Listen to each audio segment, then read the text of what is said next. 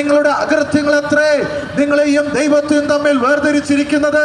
അതുകൊണ്ട് ഇന്ന് വൈകുന്നേരം ഞങ്ങളെ ശ്രദ്ധിക്കുന്ന ബഹുമാനരെ, മനുഷ്യന്റെ പാപം, ജന്മന കർമ്മനായുള്ള മനുഷ്യന്റെ പാപം അവനെ നീതിമാനായ വിശുദ്ധനായ സൃഷ്ടാവായ ദൈവത്തിൽ നിന്ന് മനുഷ്യനെ അകറ്റി കളഞ്ഞിരിക്കുകയാണ്. പാപം മനുഷ്യനെ ദൈവത്തിൽ നിന്ന് അകറ്റി.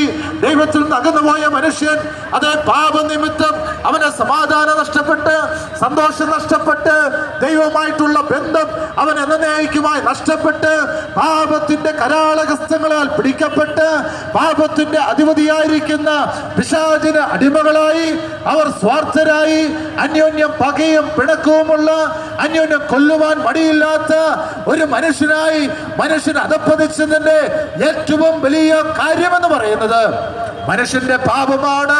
അവന്റെ മനസ്സിൽ കുടികൊള്ളുന്ന, അവന്റെ ആത്മാവിനെ കീഴടക്കിയിരിക്കുന്ന പാപമാണ്. പാപം എങ്ങനെയാ മനുഷ്യനിലേക്ക് പ്രവേശിച്ചത്?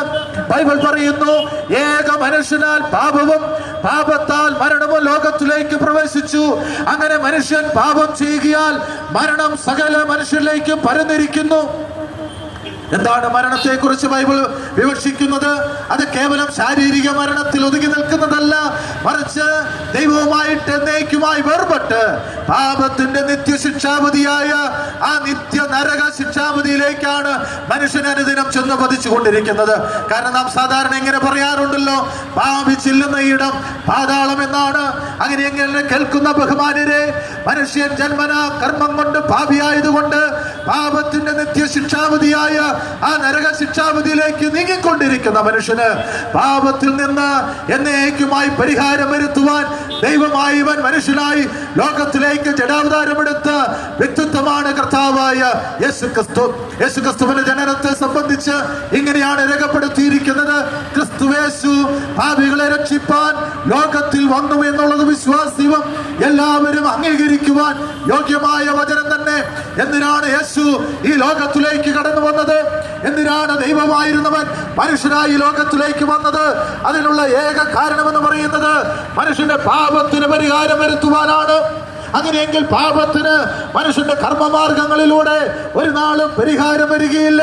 ഇവിടെയുള്ള മതങ്ങളെല്ലാം മനുഷ്യരെ പ്രബോധിപ്പിക്കുന്നത് എന്താണ്? പാപത്തിന് പരിഹാരം വരുവാൻ മതത്തിന്റെ ആചാര അനുഷ്ഠാന കർമ്മമാർഗങ്ങളിലൂടെ, നേർച്ച കാഴ്ചകളിലൂടെ, കുദാശകളിലൂടെ, തീർത്ഥാടനങ്ങളിലൂടെ പാപത്തിന്റെ പരിഹാരത്തിനു വേണ്ടി ദൈവവുമായിട്ട് നഷ്ടപ്പെട്ടു പോയ ബന്ധം പുനഃസ്ഥാപിക്കുവാൻ മനുഷ്യൻ കർമ്മമാർഗങ്ങളിലൂടെ ഈശ്വരനെ തേടി അന്വേഷിക്കുവാനായിട്ട് പരിശ്രമിക്കുമ്പോൾ അവയെല്ലാം അമ്പേ പരാജയപ്പെട്ടു നിൽക്കുമ്പോൾ ഇവിടെ ഇതാ ഒരു രക്ഷാനായകൻ,